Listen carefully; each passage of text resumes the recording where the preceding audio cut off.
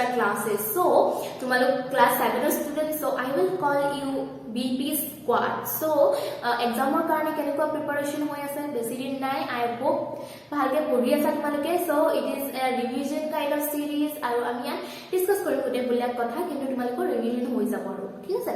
So aji loi ahisu maths or सबसे important chapter सबसे important বুলি কিয় কৈছো because marks বেছিকে থাকে and marks to মানে বহুত easily আমি পাব পাৰো and easy chapter হয় but কিছুমানে অকমান বেয়া পায় পঢ়িবলৈ but still it is very important. So let's get started. Practical geometry. So practical geometry কাৰণে তোমালোকে যদি ক্লাস কৰি আছা এতিয়া চাই আছা তেনেহলে তোমাল যিখিনি বস্তু লাগে copy and box and everything লৈ পেলাই বহি যোৱা ধুনীয়াকে আমি আজি ড্ৰ কৰা শিকিম ঠিক আছে তোমালোকে ভালকে স্লাইডছ বিলাক দেখি আছা আই hope So first of all আমি ইয়াতে টোটাল পাঁচটা বস্তু ড্ৰ কৰা শিকিম কনস্ট্ৰাক্ট কৰা শিকিম First of all we have parallel line. So how to construct or how to draw a parallel line. So amak eta line dia thakibo for example AB eta line dia thakibo then you will say like take a point outside AB. For example P point, take a P point outside AB and then draw a parallel line of AB through P point. Okay, to এতিয়া কেনেকে draw কৰিম ইয়াৰ কাৰণে এটা concept আছে তোমালোকে আগৰ চেপ্টাৰত পঢ়িছিলা alternate interior angle মনত আছে নে what is alternate interior angle মোক একবাৰ কমেন্ট সেকশনত জনাবাছো ঠিক আছে সো কি হয় মানে কৈ দিছো কনসেপ্টটো যে parallel lines বিলাকৰ always এই alternate angles বিলাক সমান হয় alternate interior angles বিলাক equal হয় Okay, so now we have to draw a parallel line of AB.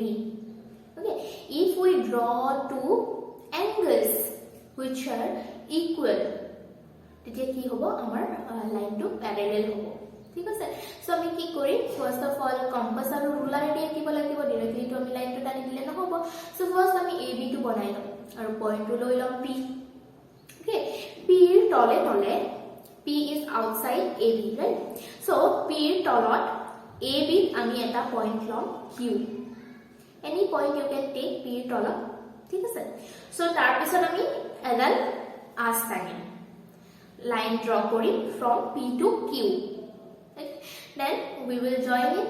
After that তুমি compass টো লবা compass টো লৈ Q পইণ্টত ৰাখি এটা arc draw কৰিবা Q পইণ্টত ৰাখি এটা আৰ্ক ড্ৰ কৰিবা আৰু তেতিয়া কম্পাসটো তোমালোকে মুভ নকৰিবা যিমানখিনি মানে ওপেনিং আছে এই ওপেনিংটো ৰাখি পেলাই কি কৰিবা P পইণ্টত ৰাখিবা and now from this side you draw another arc first of all Q আমি কেনেকৈ আঁকিছিলো like this then P we will like draw like this okay ওটাকে আঁকি তাৰ পিছত যেতিয়া আৰ্ক দুটা ড্ৰ কৰিল ওকে নাও কম্পাস টো লবা কম্পাস টো লৈ পেলাই ওপেনিং মানে ওপেন কৰি এই কিউ পইণ্টত যেটো আমি আৰ্ক আঁকিছিলো সেই আৰ্কৰ যি ডিসটেন্স আছে এনেকে ডিসটেন্স টো মেজাৰ কৰিবা তোমালোকে স্লাইডছত দেখাই পাইছা তেনেকে থৈ পেলাই মেজাৰ কৰিবা মেজাৰ কৰি যিখিনি মেজাৰমেন্ট পোৱা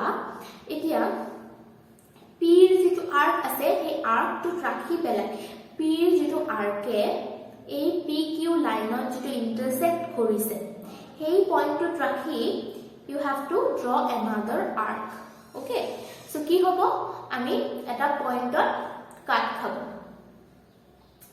so কি হ'ব এই আগৰ আৰ্কটো আৰু the second arc it will intersect আৰু যেটো আমি পইণ্ট পাম this point will be on the same মানে same line of P ৰ কাষতে থাকিব then what we will do these points we will join it and make a straight line okay so কি হ'ব AB ৰ parallel হ'ব this line এইটোৱে একদম ইজি হয় আই হোপ মই তোমালোকক বুজাব পাৰিছো মানে অকমান এনেকে জিওমেট্ৰি বুজোৱাটো অকমান টাফ হয় বাট ষ্টিল আই হোপ তোমালোকক বুজি পাইছা প্ৰথমে কি কৰিব লাগিব লাইনটো টানিব লাগিব এটা P পইণ্ট বাহিৰত থাকিব already so now we will take another point Q on the AB. Then at a line আমি join কৰি দিম PQ. After that Q আমি এটা arc draw কৰিম and same opening আমি P এটা arc draw কৰিম. After that Q যেটো arc draw কৰিছো তাৰ distance to measure কৰি পেলাই then যেটো PQ যেটো পইণ্টত কাটিছে arc টো সেই পইণ্টটো ৰাখি পেলাই এটা বেলেগ arc আঁকিম আৰু this arc will cut on the previous arc. তাৰপিছত যেটো point পাম then this point and P we will join them, then we will make a line out of it. Okay, this will be parallel to AB. Are you clear? Alternate interior alternate angles are equal, so আমি যেটো equal angle draw কৰিছো through the compass, so কি হ'ব, this will be a parallel line for no doubt মানে তো parallel হ'ব, ঠিক আছে. so ভালকে draw কৰিলে you will get it. তাৰপিছত এটা নেক্সট আমাৰ কনস্ট্ৰাক্ট কৰিব লাগে ট্ৰায়াঙ্গলৰ আমি চাৰিটা টাইপছৰ ট্ৰায়াঙ্গল ড্ৰ কৰিব লাগিব হা. ফাৰ্স্ট তোমালোকক কি দিয়া থাকিব, তিনটা সাইডস দিয়া থাকিব. সো সাইড তিনটা থাকিলে মানে দিয়া থাকিব যে 4 cm 5 cm 6 cm এনেকে দিয়া থাকিব. সো যিমান দিয়া আছে তেনেকে আঁকিব লাগিব. নেক্সট তোমালোকক দিয়া থাকিব দুটা sides and one angle. Okay, তাৰ নেক্সট দিয়া থাকিব দুটা এংগল এটা সাইড, ঠিক আছে, two angles and one side, and fourth one will be our right angled triangle, ঠিক আছে. so first of all let's start with the sides. so tinta sides দিয়া থাকিব triangular and we have to draw it. so আমি যদি slide to চাও, slide to আমি এটা draw কৰিছো, ইয়াত দিয়া আছে measurement বিলাক. so প্ৰথমে আমি এটা base লৈ লম. okay, base to লৈ পেলাই for example ABC দিলো আমি. so BC to আমি ললো base এটা হিসাবে. so base to আঁকিলো. after that আমি B ৰ পৰা A লৈকে AB হ'ব. so AB to আমি কি কৰিম, ৰুলাৰত এনেকে কম্পাছডাল লৈ পেলাই আমি 5 cm to জুখি লম. মানে ওপেনিং শুড বি 5 cm, মানে যিমান দিয়া থাকে আৰু opening should be equal to AB. Okay, AB যিখিনি দিয়া আছে মেজাৰমেন্ট সেইটো আমি ৰুলাৰত মেজাৰ কৰি পেলাই ওপেনিং কৰি লম.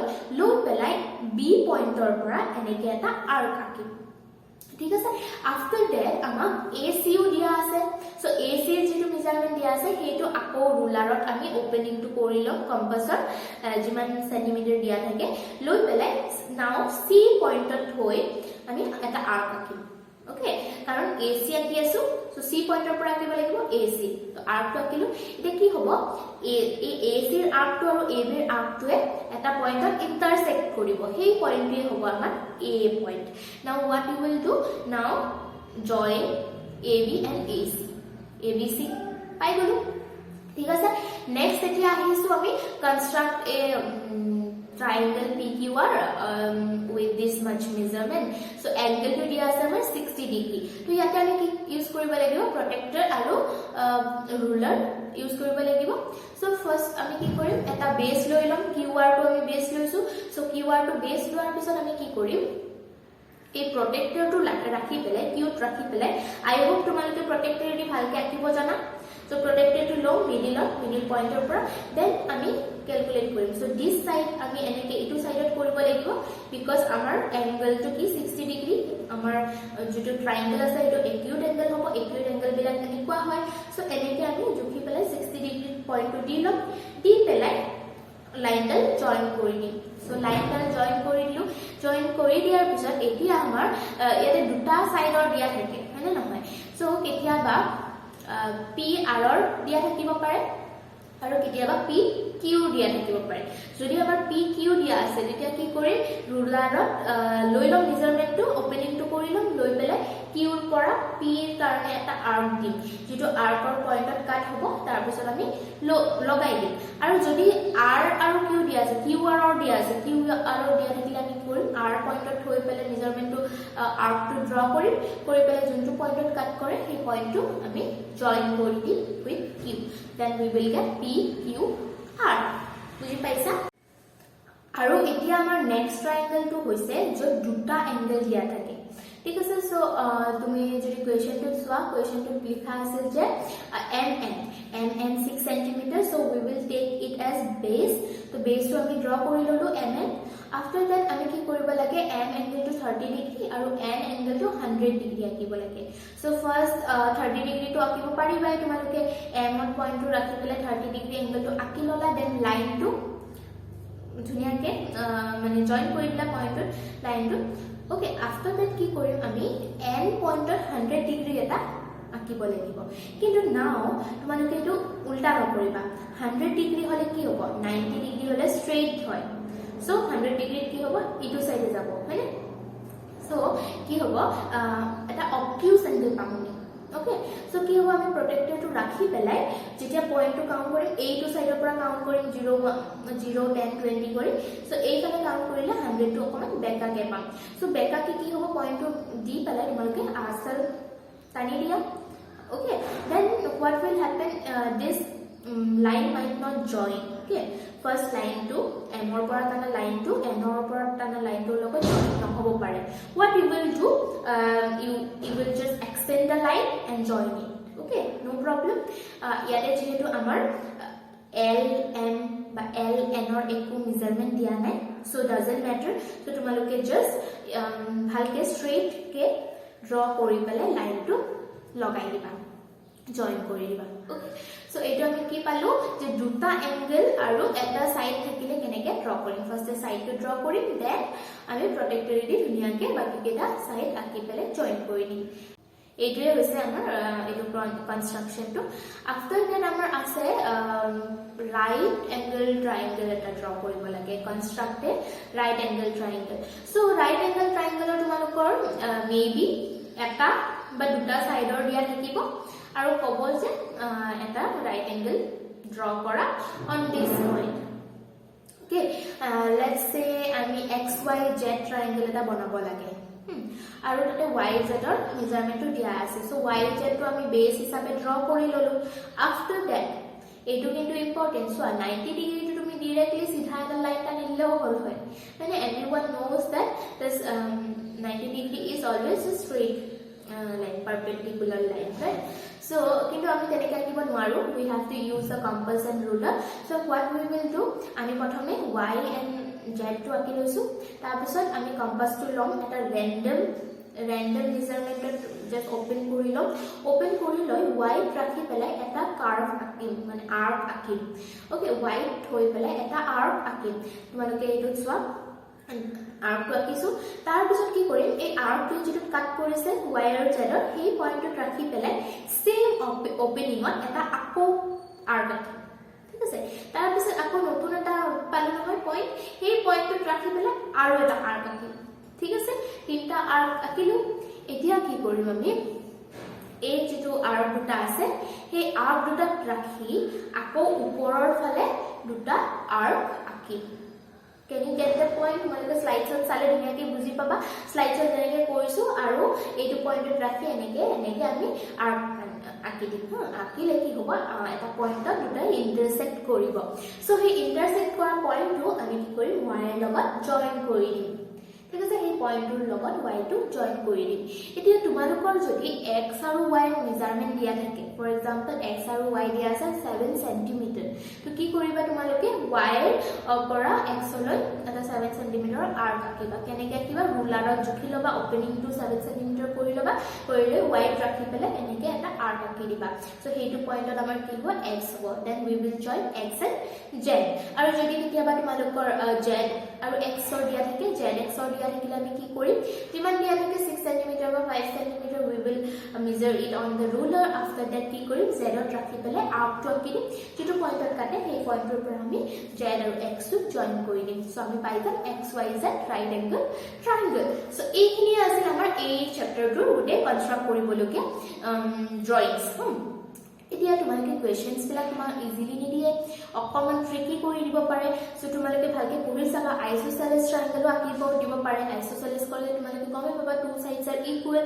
সো যেটো মেজাৰমেন্ট দিয়া থাকে সেই সিমিলাৰ মেজাৰমেন্টৰ এটা বেলেগ মানে সাইড হ'ব. ওকে তাৰপিছত আৰু পইণ্টছ বিলাক তোমালোকে কুৱেশ্যনটো পঢ়োঁতে ভালকৈ পঢ়িবা পাৰপেণ্ডিকুলাৰ লাইন ড্ৰ কৰিব দিলে তোমালোকক দি দিব যে এ বি লাইন লোৱা বা এন লাইন লোৱা এল লাইন লোৱা তাৰ বাহিৰত এনেকুৱা পইণ্ট থাকিব তেনেকুৱা পইণ্ট থাকিব so' they will tell you in the question and কুৱেশ্যনটো ভালকৈ পঢ়িলে you can do it okay আৰু বাকী এক্সামৰ কাৰণে বেষ্ট অফ লাক ভালকৈ প্ৰিপাৰেশ্যনবিলাক কৰা this is it for today so' bye by